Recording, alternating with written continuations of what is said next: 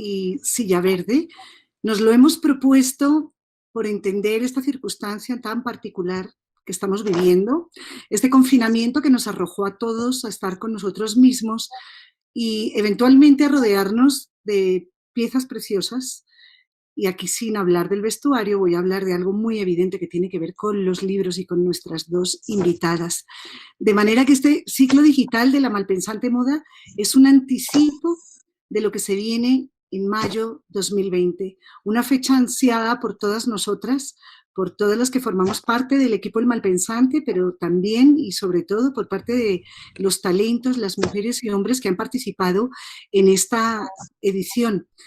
Una iniciativa que emprendimos en octubre de 2019, han pasado todos estos meses, como digo, vino encima toda esta circunstancia de la COVID-19 y sin embargo pensamos que era el momento propicio para que todo ese trabajo que llevamos haciendo estos meses con mucho cuidado pudiera ser disfrutado desde el mes de abril, que era cuando pensábamos en verdad nacer. Quiero saludar en este momento a Zoraida Peguero, que se encuentra en Barcelona, escritora dominicana, y a Vanessa Rosales, que está en Bogotá, cartagenera ella. Ahorita vamos a hablar de todas esas mezclas raizales, étnicas y geográficas que se dan tanto en Zoraida como en Vanessa.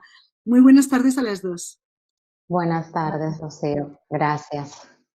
Zoraida, hablando de esas mezclas étnicas, ¿en algún momento tú has sentido que la raíz pudo más que el desplazamiento en términos de vivencia en otro país, en España, donde determinaste ir? Yo creo que la raíz siempre puede más. Conforme van pasando los años, lo que sí ocurre es que el peso quizá se va aligerando, pero siempre está, porque cuando uno ha nacido y crecido y ha pasado la mayor parte de su vida en un entorno que además es tan distinto, cuando hablamos del Caribe respecto a cómo es la vida aquí en España, es difícil desprenderse de eso. Y uno tampoco quiere, no sé, al menos en mi caso. En el caso de Vanessa, no creo que podamos hablar de desarraigo, pero sí definitivamente hay un tema de desplazamiento. Es inevitable porque geográficamente se da. Estás aupada a 2.600 metros aquí en Bogotá y Cartagena, y ese mar finalmente acaban implicando una distancia que yo creo que se traduce en la forma en la que te manifiestas seguramente o en la manera en que muchas veces tienes necesidad de traer esa voz caribe a todo lo que haces, ¿o no? Sí, yo creo que la persona que acertó en descifrar mi relación con Cartagena fue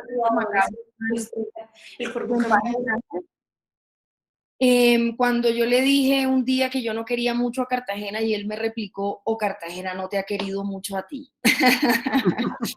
Entonces hay como una experiencia de escisión, pero también de caribeñidad intrínseca e ineludible. Ya lo ven, estamos aquí con dos mujeres, Zoraida Peguero y Vanessa Rosales, ambas totalmente caribes y ubicadas geográficamente en otros puntos desde los cuales siguen retomando y conectándose con ese ser que las amarra tan fuertemente a su lugar de origen. Pues bien, con ambas es que resolvimos acometer la misión de abordar asuntos que tienen que ver con la...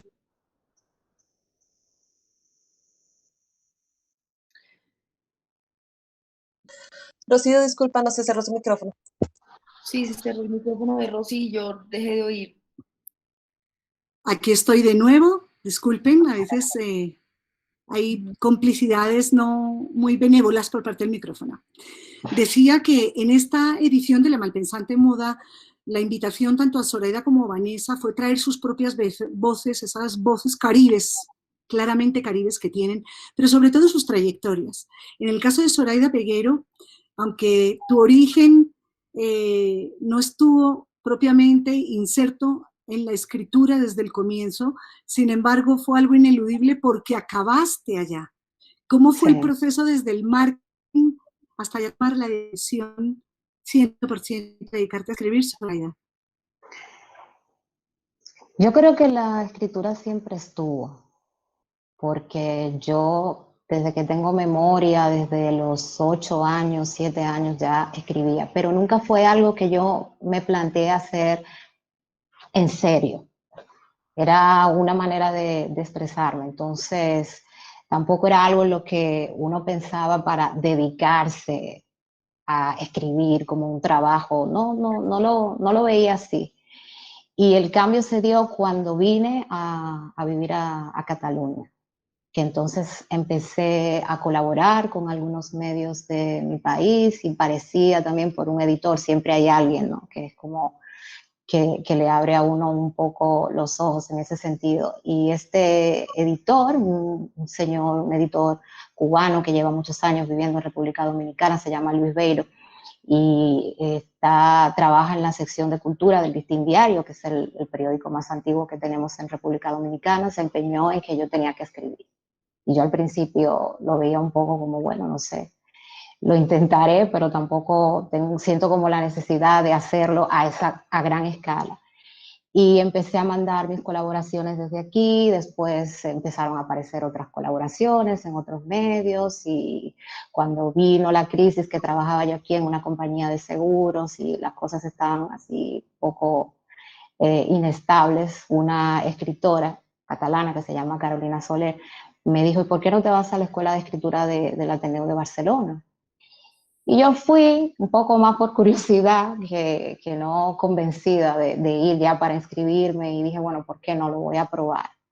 Y ya llegó un momento en que la escritura me fue tomando y ya no me acuerdo de cuando no lo hacía del modo en que lo estoy haciendo ahora.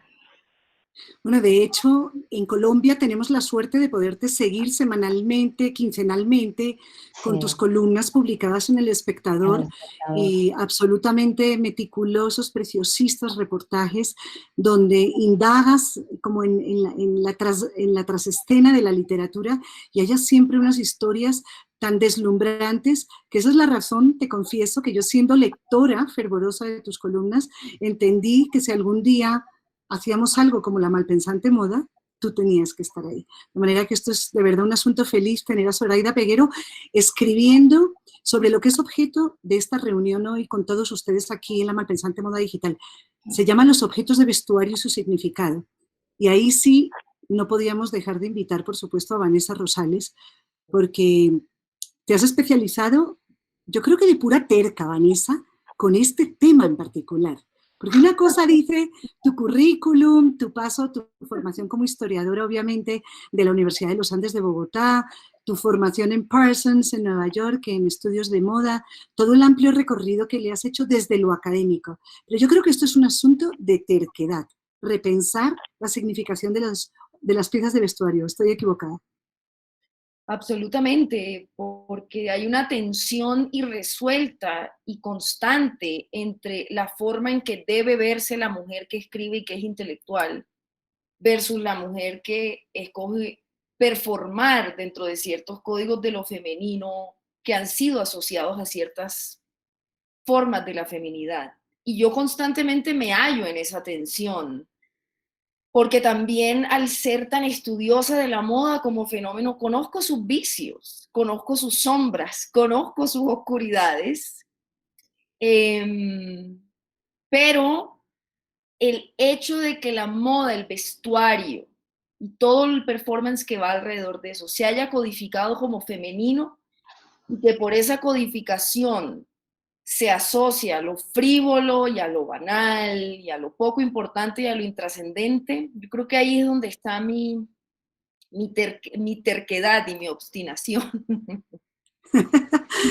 Bueno, pues es que el tema tiene que ver además con una circunstancia de época, porque creo que tendremos que convenir, no solamente nosotras tres, sino probablemente muchas personas que nos están escuchando y que saben de moda, que les interesa el tema de la moda desde la industria, desde el negocio, desde su propia dinámica a lo largo de la historia, su construcción social, pero el siglo XXI, convengamos que es el siglo donde el vestuario sin duda se ha convertido en verdadero objeto de culto y de colección. quizás como nunca antes jamás. De hecho, por ejemplo, el show business y todas las operaciones de marketing, todo lo que hay alrededor del vestuario en este momento ocurre en este siglo anclado a unos modelos de negocio. Pero nuestra mirada se va a detener en esa relación tan singular, tan particular que tienen la moda con la literatura.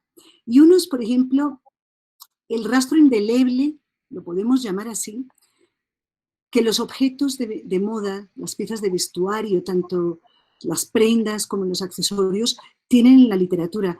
Estos días, preparando esta conversación, volví a releer, por ejemplo, el capítulo de los zapatos de Natalia Ginsburg en Pequeñas Virtudes, que es dramático. No sé, Soraya, esta voz absolutamente vertical y muy poco piadosa de Ginsburg, como acostumbra a tener en sus ensayos, pero en este de los zapatos hace a través de un objeto casi que una cirugía, una condición vital.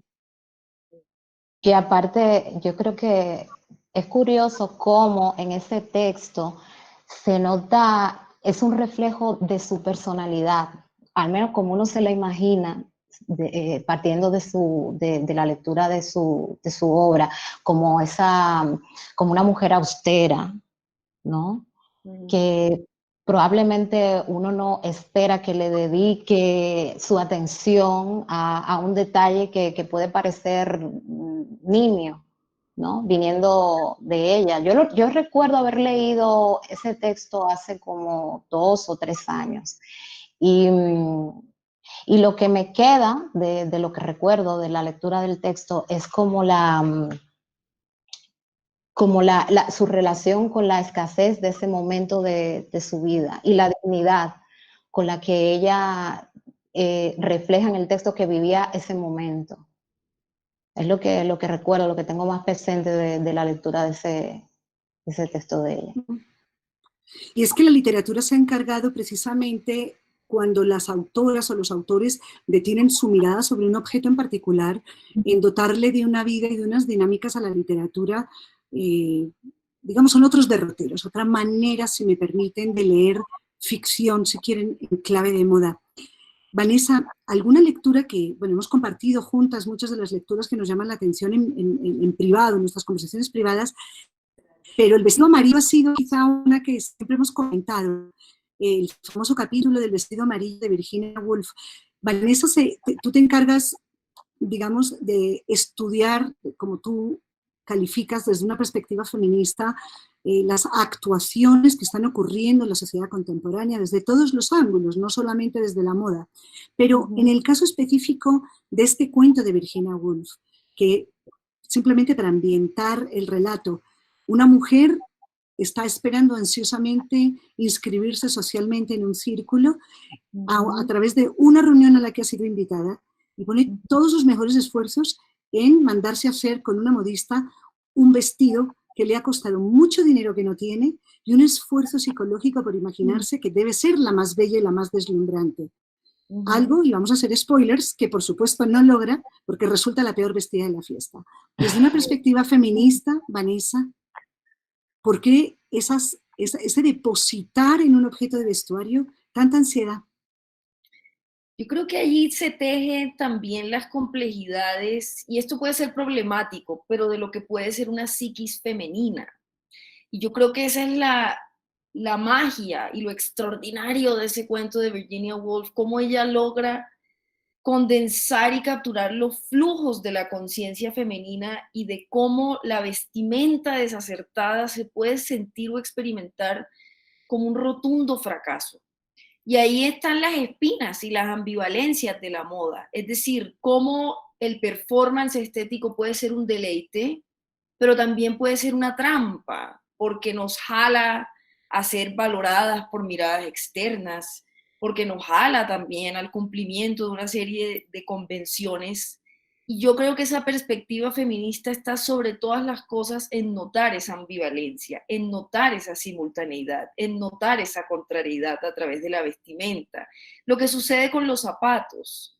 Unos tacones son un dolor insufrible, pero también pueden ser de manera simultánea una forma de elevar, como decía Roger Vivier, de tener otro tipo de estado psíquico y mental. Entonces, yo creo que esa es como la médula de mi perspectiva feminista, es anotar la simultaneidad y la contrariedad que hay allí.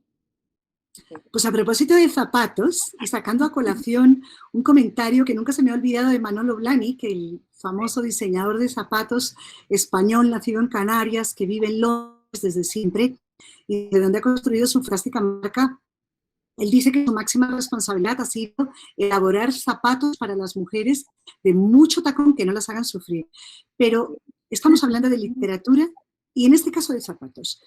En Una rubia imponente, que es un bellísimo y poderosísimo cuento de Dorothy Parker, que publicó en 1929 y se ganó un gran premio y casi que fue el comienzo de su exitosísima carrera como narradora. La señora Hazel Morse, que es la protagonista, se empeña durante todo el cuento, y es absolutamente mortificante, no solamente para la protagonista, sino para una misma como lectora, en ponerse unos zapatos de tacón 2 tallas más pequeñas de la suya. Entonces, aquí viene también este otro elemento, la mortificación a propósito del uso de la prenda. No importa el dolor, se decía mucho que para estar bella hay que sufrir, que, digamos, forma parte de los mitos. Eso se dice también en República Dominicana. Zoraida, ¿qué memoria infantil tienes de eso? Sí, pero allá el recuerdo que tengo respecto a esas frases con el pelo. Claro. Con el pelo afro. Claro. Cuando te estaban peinando y claro, estos pelos abundantes y crespos, y entonces te decían, bueno, es que me parece que era algo, que la frase incluso estaba más dirigida al asunto el que quiere moño bonito, aguanta jalones. Esa era la otra también se dice, pero se solía decir esa de lo del pelo, de que bueno, tienes que aguantar, que te halen, que te queden apretadas las trenzas, porque la idea es que si quieres estar bella tienes que sufrir. Y con lo de los tacones, lo mismo. En ese rastro literario, Vanessa, y en el caso particular del cuento al que hago referencia de Dorothy Parker, esa autoimposición del flagelo, también en esa lectura un poco drástica que tú le haces al comportamiento femenino, ¿a qué está apelando? Es que lo que se ha codificado negativamente femenino es invento del patriarcado. Por eso a mí me sorprende tanto cuando las propias mujeres que se enuncian desde el feminismo condenan cómo se han codificado esos aspectos de la feminidad, porque incurren en una misoginia inconsciente o incauta de muchas maneras. Y esto se ha visto a lo largo de la historia siempre.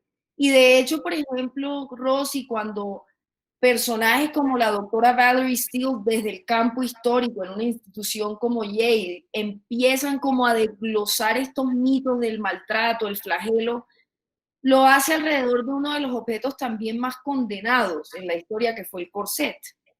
Y lo que Valerie Steele nos empieza a decir es un momento, no es tan simple, porque el corset sí podía ser una figura como de castigo interno, de amoldar la figura, pero también podía ser una fuente de deleite erótico.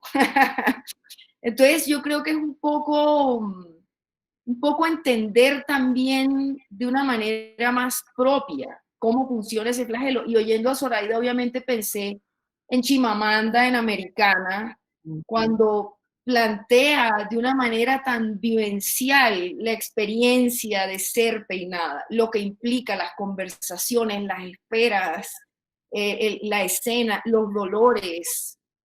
Pero creo que tiene que ver con cómo, es que hay una frase, ya para darles la palabra, perdón, que dice que la trampa del patriarcado hacia la moda es misógina porque le exige a las mujeres que sean bellas, pero las condena por seres vanidosos y frívolos, por perseguir eso mismo. Zoraida. Sí. Tu feedback a eso que está planteando Vanessa, porque toca este tema de Chimamanda Adichie, que además es recurrente, pero obviamente en el personaje de Americana está muy presente, pero lo hemos encontrado también en otro tipo de literatura. Por ejemplo, Toni Morrison, Zoraida, Creo que aquí hay que hablar necesariamente de en Beloved, por ejemplo. Sí. El pelo siempre aparece como un elemento fundamental para entender si la niña es cuidada o no es cuidada, si la niña tiene madre o la niña no tiene madre porque ha sido vendida como esclava y por tanto le ha sido arrebatado el cuidado, ¿no? Sí, pero también es como se hace, uno aprende, ahora mientras estaba Vanessa hablando, que cuando mencionaste a Chimamanda, yo recordé hace algunos años que estábamos mis hermanas y estaba mi sobrina, que ahora tiene 15 años, pero que entonces tendría, no sé, 5 años menos. Y estaban por peinarla y ella decía, claro, le decíamos como que bueno, que se dejara peinar y estaba con todo el pelo. Y ella decía, claro, pero es que ustedes tienen el pelo bueno. Hay esa idea de que hay un pelo bueno, que es el pelo que el rizo es más suave o que es liso, y hay un pelo que es malo, que conforme el pelo es más crespo, entonces se dice que el pelo es malo. Y en casi todas las historias escritas por autoras como Toni Morrison, Chimamanda, la Maya Angelou, Edwin Danticat, es que tiene que aparecer ese conflicto con el pelo y esa duda de si en un momento uno decide llevar el pelo natural, tal cual como crece, o si pasar por todos esos procesos de alisado, porque es lo que va a determinar en parte que a uno lo ubiquen, lo que decías tú ahora de la niña, de que si es cuidada, de que si está cuidada, si no está cuidada. Claro, eso es todo un tema porque incluso dice mucho de cuál es tu posición, es hasta una declaración política, el tema de cómo llevas el pelo. Y yo creo que de 10 años para acá se ha convertido, ha cogido como más peso. Yo no recuerdo hace 10 años o 12 años que se hablara tanto o que se volviera a escribir ya autoras más contemporáneas como Chimamanda y que el pelo jugara como un papel tan dominante. Bueno, el pelo de los afrodescendientes concretamente. No, y de hecho la escritora haitiana que menciona, Zoraida de Edwidge Danticat, en Clear of the Sea Light, el estremecedor libro que cuenta la historia de la niña que queda huérfana a cargo de su padre, hay dos asuntos, el pelo y un vestido blanco que la mamá le tenía preparado antes de morir para una futura comunión. Y estamos hablando de una niña que todavía no tiene el cuerpo de portarlo. Y todo el libro es muy dramático porque es el momento en que la niña ya va a adquirir el cuerpo para portar ese vestido que queda como un referente de esa ausencia de la figura maternal. Estaba el lazo rojo de Beloved, para no dejar eso tan abierto, con Toni Morrison, porque me parece también que si hay un objeto que no solamente técnicamente le da color, evidentemente, a la narración, pero que revela además todo el dramatismo de lo que ocurre detrás de la poderosísima novela de Beloved, de Toni Morrison, es este lazo rojo en las manos del hombre esclavo que ayuda a sus otros, digamos, compañeros, los Taskers, que habla Ta-Nehisi Coates, por cierto, los ayuda a salir de la situación en la que están en la medida de sus posibilidades. Y vamos a terminar este breve recorrido sobre ese rastro indeleble de los objetos en la literatura. Zoraida, no voy a revelar el texto que tú has escrito para La Malpensante Moda porque es tan exquisito que lo vamos a dejar intacto para que lo disfruten, leyéndolo online, que lo vamos a liberar, por supuesto, desde hoy, y en la revista impresa en mayo 2020. Maya Angelou, su mudez, su mutismo. ¿Qué le pasa a esta escritora norteamericana en relación con ese objeto de vestuario que hallaste? Te volviste la Sherlock Holmes de las piezas de vestuario a través de la literatura, Zoraida. Bueno, bueno, tú tienes mucha culpa realmente, porque yo tenía la idea, ahora estaba pensando en un artículo que publicó en El Malpensante la escritora chilena Andrea Palet, que se llama Leo y Olvido. y es un artículo buenísimo que lo recomiendo. Y entonces ella habla de ese desconcierto que experimentamos quienes leemos y nos gusta leer y que no tenemos la capacidad de retener todo lo que uno quisiera recordar de cada una de las lecturas que hace. Entonces, la vida de Maya Angelou fue muy intensa, fue una mujer que parece que en una sola vida vivió más de 1000 vidas. Y esa parte de su biografía, que la escribió ella misma, esa parte concretamente de su infancia está en el primer tomo, que se llama Yo sé por qué canta el pájaro enjaulado. A mí me llamó muchísimo la atención ese tramo de su vida en el que ella decide dejar de hablar por una situación traumática que vivió. Y creo que a veces la razón por la que escribo es para no olvidar lo esencial de algunas lecturas, porque yo creo que esa mujer, que bueno, ya cuando lean el relato en la revista sabrán más o menos de qué se trata, no quiero ahora decir más de la cuenta. Cuando llegué a ese punto hay una persona que jugó un papel clave para que ella decidiera volver a hablar y yo me preguntaba qué habría sido de la vida de Maya Angelou si no conoce a esta persona, a esta mujer. Y pensaba en ella, en la primera toma de posesión de Bill Clinton en el 93, toda esa multitud que estaba ahí en el acto, en silencio, y esta mujer tan poderosa leyendo un poema que escribió por encargo para esa ocasión, y yo pensaba, y esta mujer que durante tanto tiempo, siendo niña, dijo que no iba a hablar, y una voz tan poderosa. Entonces, de ahí viene a seguir un poco el rastro de todo lo que vino después, y que fue crucial, para lo que fue crucial que ella conociera a esta señora, que la seduce, para que ella recupere de nuevo el habla. Bueno, que decida volver a hablar, porque ella no la había perdido, sino que ella eligió dejar de hablar porque tenía un peso, una culpa muy grande por una situación que vivió cuando tenía 8 años, que fue violada por el novio de su madre. Uh-huh. Alguien que sí no se quedó muda nunca, Vanessa, y vamos a hacer un salto cualitativo en el tiempo porque vamos a retroceder a comienzos del siglo XX, fue Gabrielle Chanel. Ella sí nunca se quedó callada.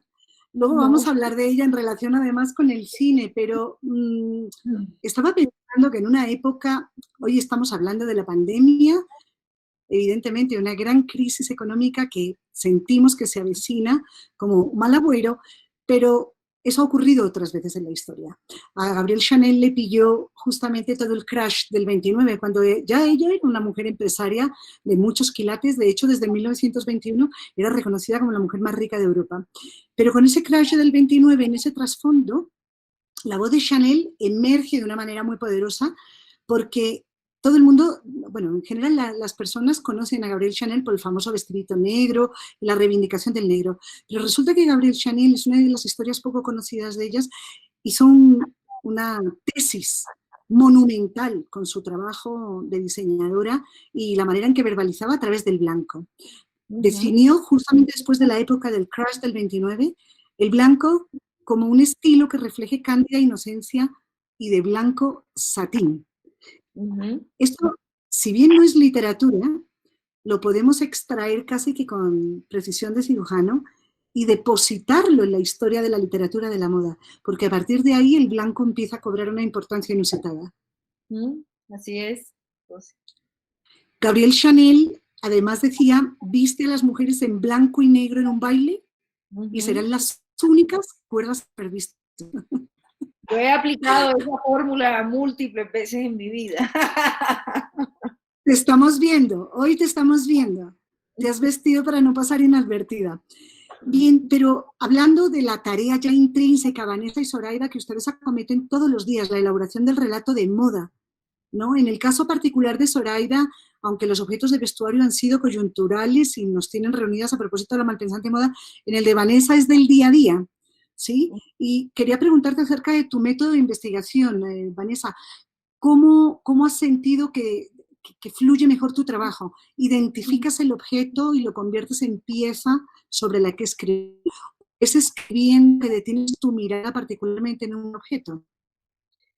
Yo creo que, yo creo que en mi manera de estudiar la estética y la moda y el vestir, subsiste siempre la noción de que hay un aspecto material y hay un aspecto simbólico. Entonces, yo creo que me aferro más como a la forma en que los objetos en su especificidad son detonantes hacia el mundo de los símbolos y de los significados y de las fluctuaciones históricas. Entonces creo que mi método va más así. Sí puede haber como un interés en un objeto puntual. Lo he tenido, por ejemplo, me ha interesado mucho la minifalda. Ha sido un elemento interesante de analizar porque la minifalda aún hoy contiene conflictos irresueltos. Es una pieza que simboliza liberación femenina y es la pieza más peligrosa para ponerse en el espacio público como mujer en pleno siglo XXI. Pero creo que es un poco así, Rosy. Creo que el aspecto material para mí es un conducto, una excusa para ir al mundo de lo simbólico. En el caso de Zoraida, quiero recuperar de las bellísimas columnas que has publicado en El Espectador, una en la que hacías alusión a una anécdota maravillosa entre Hubert de Givenchy, el diseñador francés, y Audrey Hepburn. Voy a leer esto escrito para que se escuche aquí a Zoraida en su voz literaria. Dice, Givenchy regresa a su casa recordando los comienzos de aquella amistad. Se refiere a la amistad con Audrey Hepburn. París, 1953. Una llamada, Sabrina, la otra señorita Hepburn. Esta no era Katharine Hepburn. Un indicado que invita a cenar. 3 meses después, en uno de esos días raros, entre comillas, que vinieron tras la muerte de Audrey Hepburn, Givenchy piensa que ha sido un hombre afortunado. Ha tenido un privilegio del que pocos artistas pueden alardear. Su musa lo llamaba por teléfono cada mañana. ¿Qué pasó entre ellos, Zoraida, que te llamó especialmente la atención y por qué elegiste escribir sobre esto? Me llamó la atención el rechazo inicial de Givenchy cuando ella trató no el rechazo, bueno, en parte sí, porque primero ella llama por teléfono a su taller en París. Ella está en París y están próximos a rodar la película Sabrina y llama por teléfono, pero no dice su nombre, solo dice que es la señorita Hepburn. Y él cree que quien está llamando a su taller para pedir una cita con él, que quiere verlo, no es Audrey, sino Katharine. Entonces él se pone muy contento porque es una actriz que en Europa ya es muy conocida. Audrey todavía no era tan conocida, aunque en Hollywood sí. Y dice que sí, que la va a recibir. Y cuando ella llega, eso sí me hizo mucha gracia, él se queda decepcionado porque ve a esta mujer que parece un muchacho, que lleva una camiseta de rayas blancas y negras, como si fuera un gondolero de Venecia, y como que no se ubica y ella le dice, bueno, que quiere que la vista, que vea la posibilidad de vestirla para la próxima película que va a rodar, para Sabrina, y él le dice que no. Bueno, le deja saber que realmente no está interesado, pero ella insiste y lo invita a cenar.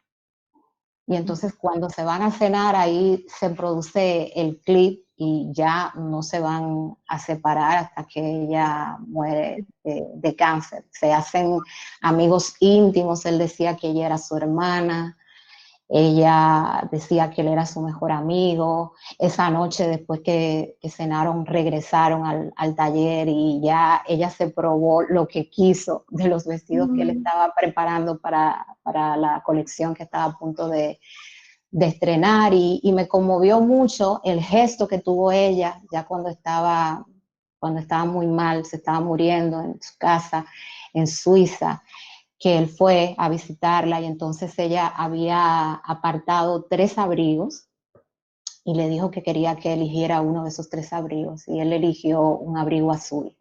Entonces ese abrigo que él eligió, ella lo estrechó contra su cuerpo y le dijo, yo quiero que cuando tú te sientas triste, cuando te sientas solo, te pongas este abrigo y sientas como que soy yo que te estoy rodeando con mis brazos. Entonces él ya, creo que fue la última vez que se vieron estando ella con vida, y ese fue el regalo, la herencia que ella le dejó. Entonces me llama mucho la atención la imagen del abrigo como algo que te abriga y que te abraza, y que fue precisamente lo que ella quería, que en su ausencia ese abrigo jugara ese papel. Me pareció encantadora la historia, el comienzo Pues, y el triste final también. pues esa gran columna que escribiste fue en marzo de 2018, para los que lo quieran buscar en el periódico El Espectador, buscan Zoraida Peguero, y el título de la columna es Cuando las musas llaman por teléfono. Pero Zoraida, me quisiera detener en este momento en el abrigo. Hemos hablado de los zapatos, hemos hablado del pelo, y estamos en este momento en el abrigo. Y es que sobre el abrigo, yo no sé, de manera compulsiva o casual o fortuita, o son simplemente una pura serendipity gigante, pero lo cierto es que he encontrado el rastro del abrigo, lo podemos encontrar en la literatura de una manera bastante fácil. Yo recuerdo mucho de una lectura de adolescencia, Historia de un abrigo de Soledad Puertolas, por ejemplo, la escritora española. El abrigo que una mujer se dedica a encontrar en los armarios de la casa una vez la mamá muere, y busca en el armario del papá, en el armario de los hermanos y de las hermanas, y a través de la búsqueda de ese abrigo acaba haciéndose posible un recorrido narrativo con muchas vertientes muy distintas que reconstruyen no solamente la vida de la familia, sino de personajes aledaños a la vida de esta familia. Pero está también el abrigo de Truman Capote. Yo creo, no sé ustedes qué piensan, Vanessa, pero si un periodista se ha dedicado a escribir sobre vestuarios, sobre objetos de vestuario con una capacidad descriptiva asombrosa, es Capote. Pero yo tengo una anécdota muy interesante en términos de abrigo y significado, y es con Karl Marx. El señor Marx vivía en una época donde se habituaba que las personas tuviesen pocas piezas de ropa, más aún cuando estaban sumidas en la pobreza. Y resulta que para que Marx pudiese efectivamente entrar en la biblioteca y en los archivos donde hacía su investigación, debía tener abrigo. Así que Marx empeñó muchas veces su abrigo, porque el abrigo le permitía tener la credibilidad semiótica en el mundo para ser Marx. A mí me parece esa anécdota maravillosa, porque sabemos que este es el padre de las ideologías de izquierda, de los grandes socialismos que van a determinar muchas realidades. Entonces me parece muy interesante la anécdota de Marx con el abrigo. Bueno, pero además, a propósito de grandes anécdotas, la historia de la ciencia política tiene en el vestuario a uno de sus mayores cómplices, ¿no? De hecho, la propia revolución industrial surge y se ve marcada profundamente por la adopción de un tipo de vestuario que tiene, por un lado, una finalidad utilitaria para el desempeño de las labores propias de los nuevos oficios que van surgiendo, fruto de la industrialización, pero también porque es un identificativo de clase. Siempre lo ha sido. ¿Cuándo no ha sido el vestuario un sinónimo de identidad social? Lo fue en el siglo XVIII, en el XVII. Vámonos para atrás y encontramos ejemplos permanentemente. Zoraida, quería retomar una anécdota, si me permites compartirla aquí con el público, a propósito de tu minucioso trabajo digamos, de investigadora literaria, ¿sí?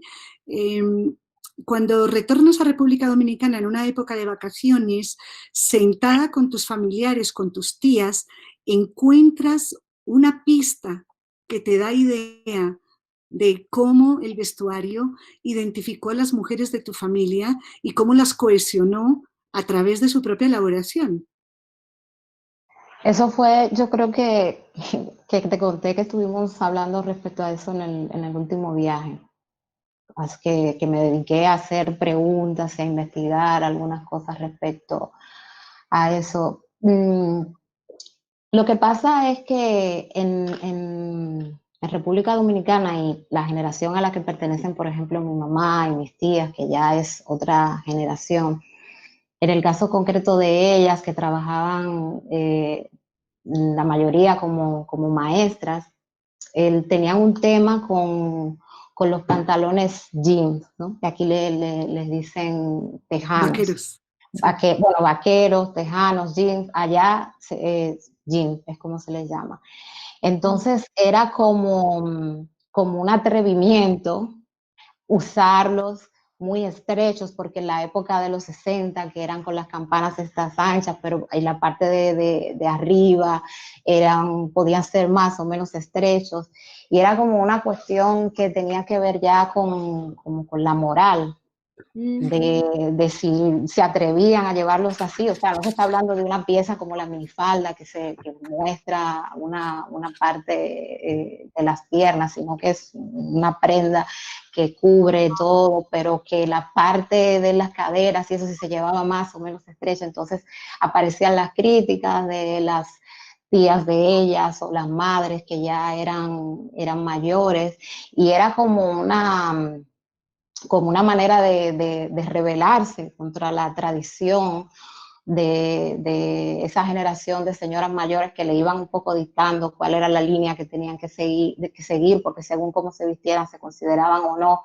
señoritas decentes o menos decentes. Entonces, cuando te cuentan estas historias, uno se muere de la risa porque uno no puede ni siquiera llegarse a plantear una situación así, o que uno, para decidir si se iba a llevar un tipo de jeans más o menos ajustado, tenga que hacer todo un consejo familiar y pedirle opinión a la abuela, a la tía abuela, y realmente llama la atención porque uno no lo vivió y uno ve eso como tan lejano, pero realmente para ella era como dar un paso, ¿no? Ese asunto del permiso para el uso del vestuario, Vanessa, en esa configuración social donde toman la palabra, depende de quién tome la palabra final, ¿no? Y además vivimos en una era donde, a pesar de todas las liberaciones de lo femenino, las ropas siguen siendo profundamente moralizadas, y sigue habiendo un asunto de lo que a mí me gusta llamar el efecto Eva, de nadie nunca pregunta lo que tenía puesto el violador, como que las ropas también atraviesan la violencia de lo femenino porque se moraliza el cuerpo femenino. Y de hecho, cuando ha habido estos últimos performances como el de las tesis de Chile que se esparció por el mundo, una de los índices semióticos era vestirse como suelen estar vestidas las mujeres jóvenes o las mujeres cuando tal vez salen a las discotecas o tienen ánimos de verse sexy o de mostrar sus cuerpos o están más juguetonas, porque se moraliza también y esto sucede a lo largo de la historia. Es fascinante porque a finales del siglo XVIII en París es muy interesante porque las cortesanas y las altas damas de la sociedad empezaron a tener los mismos costureros. Entonces se diluyeron unas líneas ahí de moral muy interesantes, pero que finalmente nos hablan sobre cómo se moraliza a la mujer por lo que se pone o lo que no. Hasta que llega a escena una mujer como Margot Channing, que es el personaje que interpreta Bette Davis en la famosa película All About Eve, Todo sobre Eva. Les recomiendo mucho esa película. Estamos hablando además en el momento pletórico de la carrera de Bette Davis, y me encanta porque hay una escena, digamos, en la reconstrucción del tras bambalinas de esa película que produjeron los hermanos Mankiewicz. Le dicen a la directora de vestuario de la época, Edith Head, que era como la gran figura, la gran estrella de Hollywood, era esta señora que se encargaba del departamento de vestuario de las actrices. Cuando le dan el guión los hermanos Mankiewicz a Edith Head, a la directora de vestuario, le dicen: tienes que diseñar el vestuario para el personaje de Margot Channing que va a hacer Bette Davis. Y le pregunta Edith Head: ¿y qué tipo de personaje va a ser ella? Y ellos le dicen: va a tratar su abrigo de mink como si fuera un poncho. Aquí sí hay una voz muy poderosa de lo femenino en el gesto atrabiliario que se tiene también para tratar el objeto. el objeto como tal. De hecho, Zoraida, apelando también al cine, a la música, en fin, porque en todas las artes nos encontramos estos vínculos maravillosos con los vestuarios, que no son exclusivos, por supuesto, de la literatura, pero me estaba acordando de otro artículo publicado por El Malpensante, que fue la reproducción de una gran entrevista a Janis Joplin, que se titulaba Las sandalias doradas. Y este animal de truenos que era Janis Joplin, aparentemente muy desabrida en la estética, como lo queramos ver, sin embargo, tiene una anécdota absolutamente delicada, y es que llama la atención como unas sandalias doradas le cambiaban la vida completamente, y hacía una reflexión sobre cómo se sentía ella mujer a través de unas sandalias doradas, ¿no? Zoraida,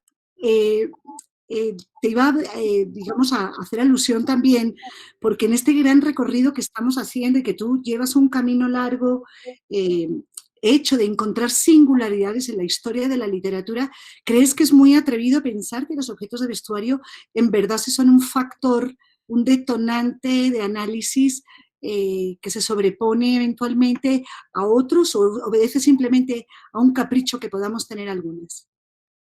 No, yo creo que definitivamente es algo que va mucho más allá de un capricho y pienso en el relato que escribí para esta edición, en lo mucho que puede llegar a representar para una niña que dice que su primer amor blanco fue Shakespeare y que hace suya, siendo niña, porque es una gran lectora, hace suya una frase de Shakespeare que dice, que expresa el modo en que ella se siente abandonada de la fortuna y desprestigiada ante los hombres, se siente como si fuera una galleta sucia, inservible, tiene una imagen de sí misma muy, muy negativa y, y claro, para ella, que un día especial en su vida, que es ese día concreto del que habla el relato, pero hay otros días en la rutina de la familia. Ella está creciendo con una abuela que es muy religiosa y los domingos los niños tienen que ir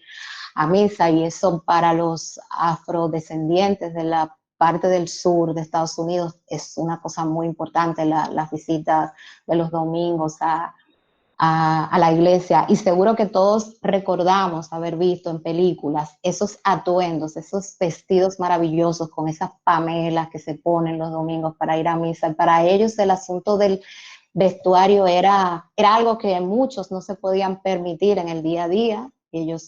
Ella, por ejemplo, la abuela de Maya Angelou era la que le cosía la ropa a sus nietos, a Maya Angelou y a su hermano, y el esmero que ponía en las costuras, ella, la parte interior de los vestidos y de las camisas que le hacía al hermano, estaban rematados igual que como los cosía por fuera, así los cosía por dentro. Y cuando tenían que salir fuera del área de donde vivían, si tenían que ir a la casa de alguien a llevar un mensaje, antes de que salieran, ¿qué te vas a poner? O sea, cámbiate esa ropa. No podían salir a según qué distancia con la misma ropa que usaban para estar en casa, o cuando tenían que cruzar a la parte blanca del pueblo, porque ellos vivían en un pueblo, los años 40, era un pueblo segregado en Arkansas, y era como ir caminando, y el hecho de vestir una ropa que te hiciera sentir digno, porque sabías que cada mirada que recibieras en ese trayecto iba a ser como puñales,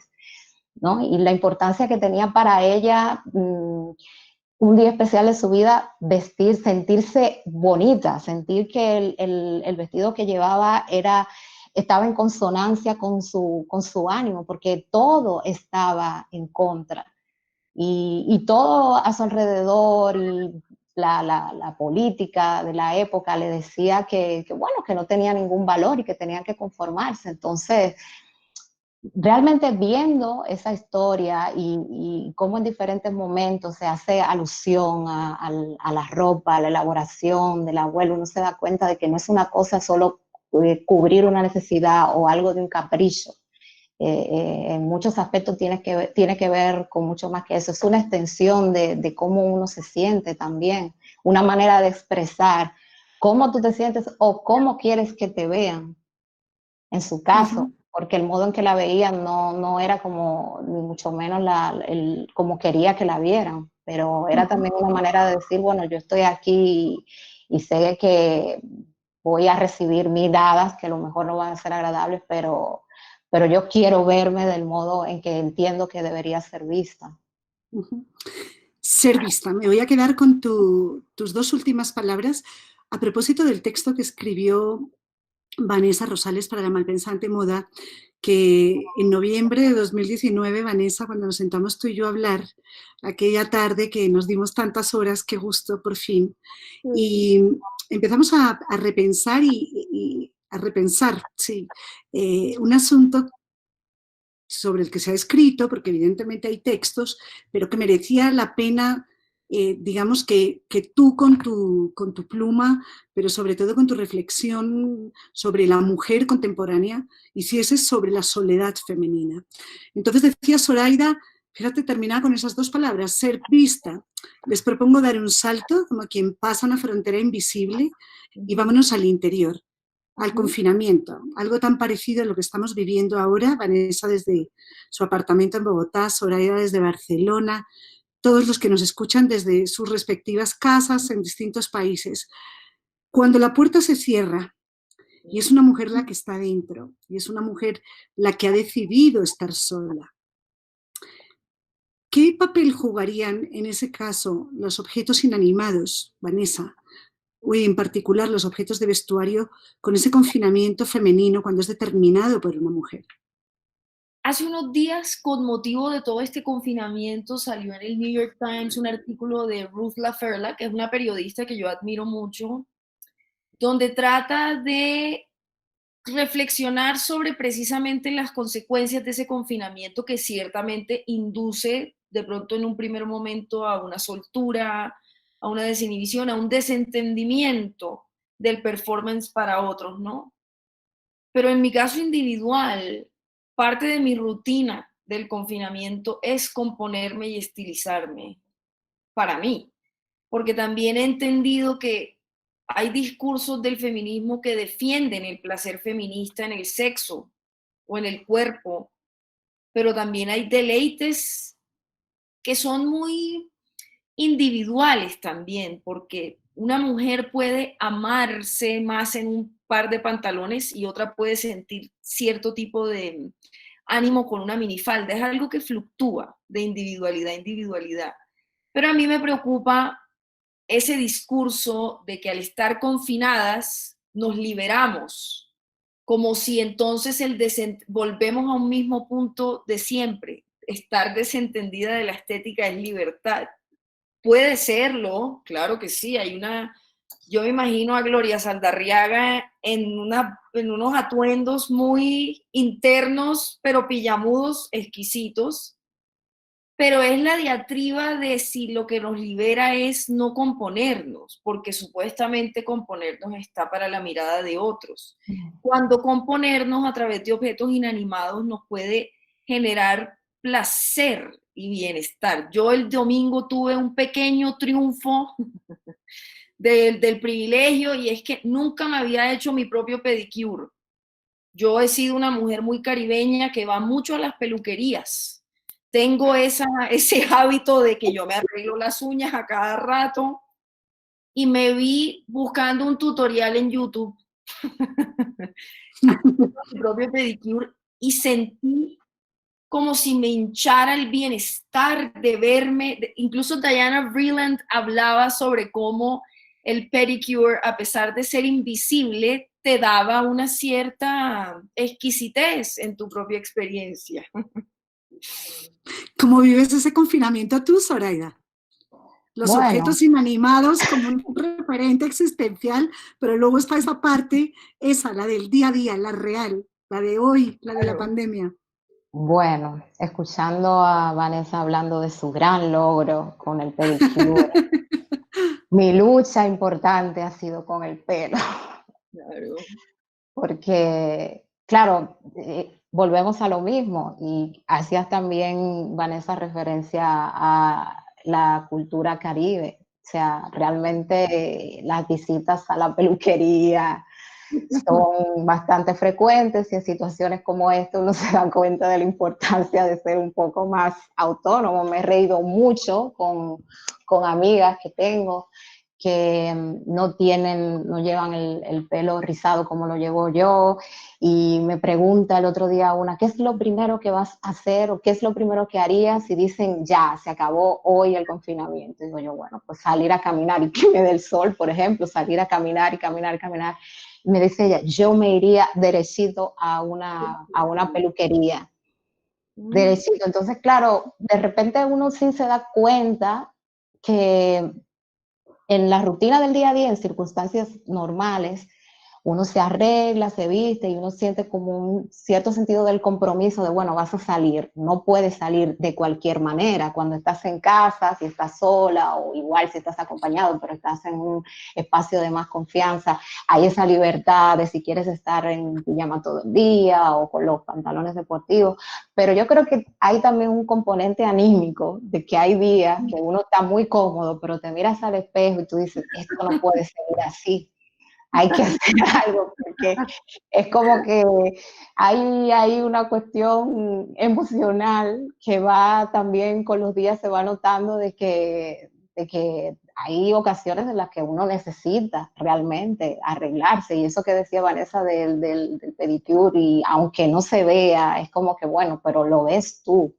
Y disfrutas tú de ver que, bueno, de que tienes, no sé, aplica en diferentes casos, porque a lo mejor hay a quien le gusta hacerse el pedicure, hay quien dirá, bueno, pues me maquillo los ojos o me hago un peinado diferente, no sé. Y yo creo que es importante prestarle atención en estas circunstancias a eso, ¿no? Hasta qué punto hay cosas que hacemos para lucir y que nos vean los demás, y esa parte de una misma que se descuida, porque bueno, al final nadie me ve, pues, pero se nota. Bueno, exacto. Yo por eso les planteaba a las dos pensar un poco sobre esta disyuntiva del ser y estar desde un punto de vista femenino. Aquí no estamos hablando exclusivamente para mujeres, estamos hablando para hombres y mujeres que nos están escuchando, de manera que no está excluido nadie, pero sí, porque somos mujeres, pues estamos haciéndonos las preguntas desde desde el hecho femenino.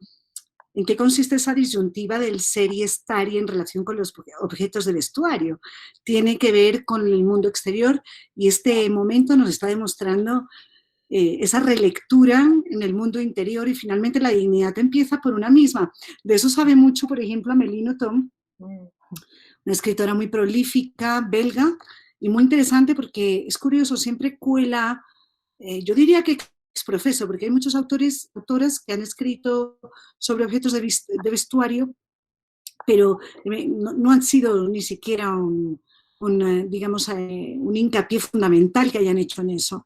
Va pasando a lo largo de sus trabajos literarios, pero el caso de Amélie Nothomb es distinto. Ella utiliza mucho los vestidos, las referencias estéticas para construir de una manera descriptiva su personaje. Y son personajes que viven muy en soledad también. Son mujeres, la mayoría, que acaban teniendo un derrotero como el que tiene ella de alguna manera, muy introspectivo. Voy a terminar por mencionar una cita de Vanessa en el ensayo que escribió sobre la soledad, que dice: no ha sido la falta de talento, sino la falta de tiempo en soledad lo que ha inhibido que muchas mujeres más fulguraran en los oficios artísticos. ¿Sientes que habría más? Pues oficios artísticos hay muchos. Hablando de este territorio editorial que nos compete, ¿sientes que habría más mujeres dedicándose a la literatura si tuvieran tiempo y derecho a estar solas? Claro, Rosy, creo que muchas veces cuando uno desea desglosar las distintas realidades a través de esa lectura de la presencia femenina en tantos campos, la literatura, el arte, la pintura, la escultura, la ciencia, y hasta el poder político.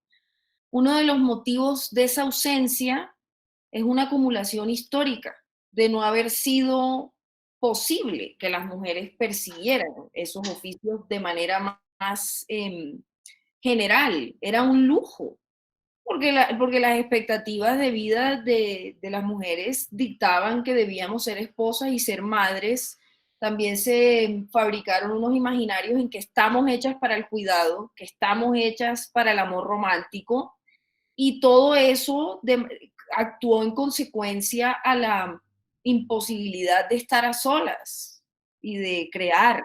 Entonces, muchas veces esa ausencia histórica uno la entiende precisamente por eso, por esa falta de posibilidad en soledad. Pues es que elegí esa cita de Vanessa junto con otra de Zoraida, que curiosamente parecen hermanas. Parece como si con la de Vanessa y con la de Zoraida pudiéramos construir un párrafo y empezar una nueva historia. Me atrevo a sugerirlo, Zoraida, la tuya tiene que ver con esto. Escribiste, si aceptaba que alguien podía decirle cómo debía ser tratada, el peso de los daños acabaría aplastando todas sus aspiraciones. Habías hecho referencia a este tema antes en la conversación, pero en ese asunto que está abordando Vanessa sobre el tiempo y la posibilidad de ser, ¿no?, en el oficio artístico, ¿cómo te has sentido tú como escritora con respecto a estas palabras que escribiste pero que pusiste en boca de tu personaje de ficción, Zoraida? Mi experiencia personal es que es inevitable que uno tenga que luchar hasta cierto punto con atreverse, como ir cada vez un poquito más, dar un paso más, porque lo digo por mí, claro, entiendo que cada experiencia puede ser distinta, pero uno siempre tiene como el temor, sobre todo las pocas ocasiones, no es algo que yo haga con mucha frecuencia, pero en algunas ocasiones siento la necesidad de escribir de algo que me pasó o muy cercano a mí. Y muchas veces siento el temor de, bueno, ¿a quién puede molestar esto? Sobre todo cuando se trata de, hay personajes masculinos próximos a la familia, amigos, que esto que puede generar. Y es un poco absurdo, pero pasa como de manera automática mientras uno está escribiendo y está pensando, o antes incluso de uno sentarse a escribir, que uno comienza a escribir en la cabeza, es como que empiezas a imaginarte los escenarios posibles de lo que puede desatar según qué comentario o qué vayas a decir la próxima reunión. Bueno, ya te van a venir a decir, a preguntar, que por qué. Entonces yo creo que en el terreno de la literatura y sobre todo autoras, que en el caso mismo de Maya Angelou, las mujeres de su generación, las mujeres negras que vivieron como vivió ella, la segregación racial en Estados Unidos. Ella empezó a escribir su autobiografía en los años 70, tenía 41 años, y hay una cantidad impresionante de mujeres que se sintieron identificadas con ese libro. Edith Dantica, por ejemplo, la autora haitiana, que es de una generación o dos generaciones más jóvenes, hasta Celia Cruz, por ejemplo, que le mandó una nota donde le decía que, y claro, porque no se había dado el caso de que una mujer negra que viviera en ese entorno, como muchas que a lo mejor en otras épocas, pero que crecimos como crecí yo en el Caribe, y encuentro muchísimos puntos comunes de decir lo que ella fue capaz de decir. Y yo creo que tenía que ver mucho con eso, con el temor de, no sé, de herir sensibilidades, o de que en vez de romper un plato se rompiera toda una vajilla por algo que uno pudiera contar. Y yo recuerdo, por ejemplo, que en el colegio, en los 2 últimos años del bachillerato, tercero y cuarto bachillerato, teníamos una lista larguísima de autores que estaban en el programa de lecturas que teníamos que leer. Y hace nada, a propósito de una columna, hace un año quizás, llamé a algunas amigas y me puse a hacer a recordar cuáles fueron las obras y los libros que estuvimos leyendo. No leímos una sola mujer. O sea, no leímos una sola de a lo mejor 15 o 20 libros, no leímos una sola mujer. Y ahora, leyendo autoras como Maya Angelou, como Toni Morrison, Jamaica Kincaid, Maris Condé, autoras que son caribeñas, que son de mi región, yo pienso, ¿qué no hubiera dado yo por leer a estas mujeres cuando iba al colegio? Que hablaran de cosas que yo conocía, que me eran cercanas, que tenían que ver con mi entorno y con mi propia vida y la vida de la gente que estaba a mi alrededor. Entonces, yo creo que no sé si decir que llegó un poco tarde o ellas ya estaban ahí, ya estaban escribiendo, no todas, porque algunas son más jóvenes, pero algunas de así. Pero como que la visibilidad, al menos en la parte, en la región de la que yo vengo, como que demoró mucho en llegar y en estar a nuestro alcance.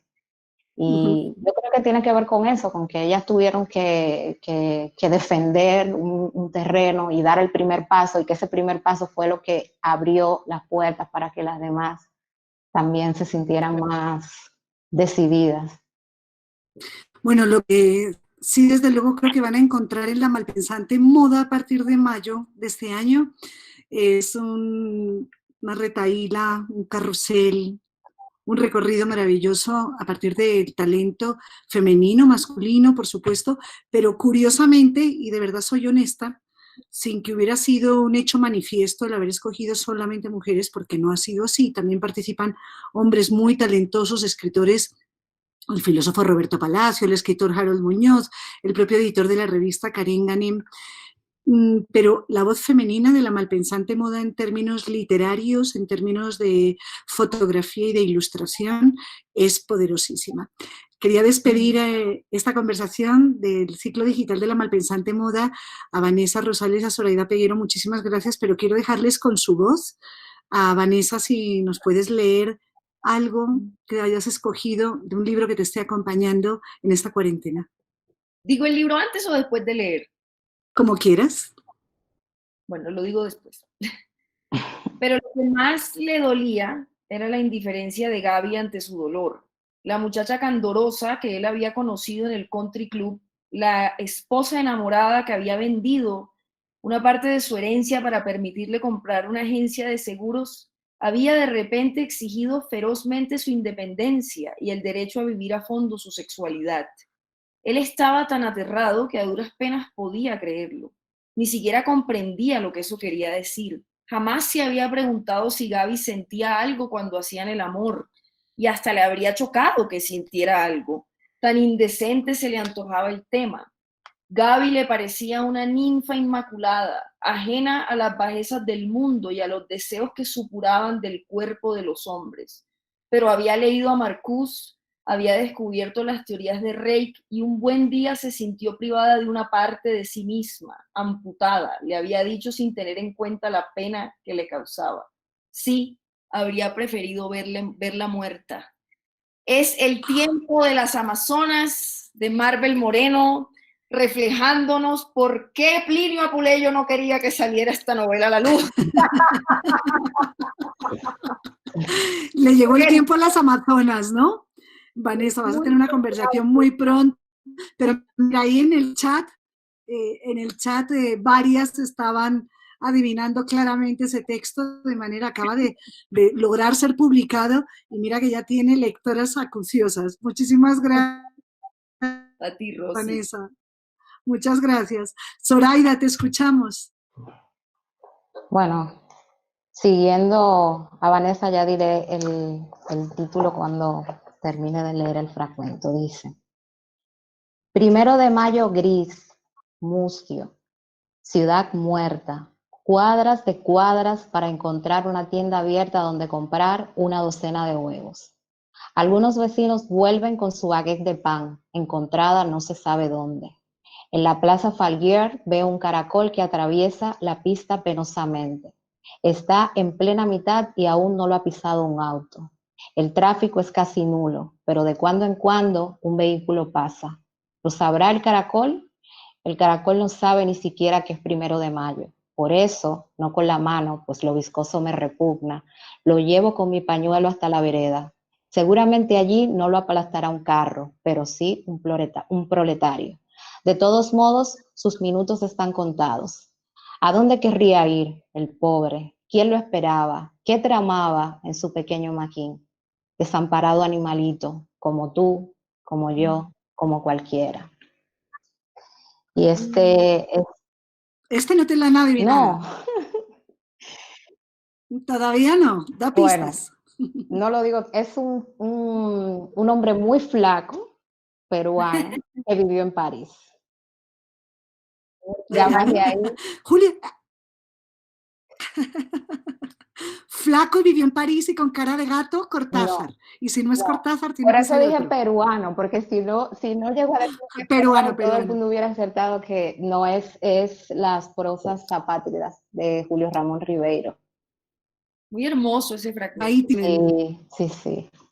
Muy Y hermoso. bueno, me Ahí pareció a tienen. propósito de la lentitud, la fragilidad y la compasión, no sé, me gusta mucho ese texto. Bueno, creo que esto es una demostración, Zoraida y Vanessa, también de cómo la literatura revela mucho de lo que es cada una, y no solamente a la hora de escribir, como es el caso de las dos como autoras consagradas a su oficio, sino que la lectura, las lecturas que escogen, las definen a las dos.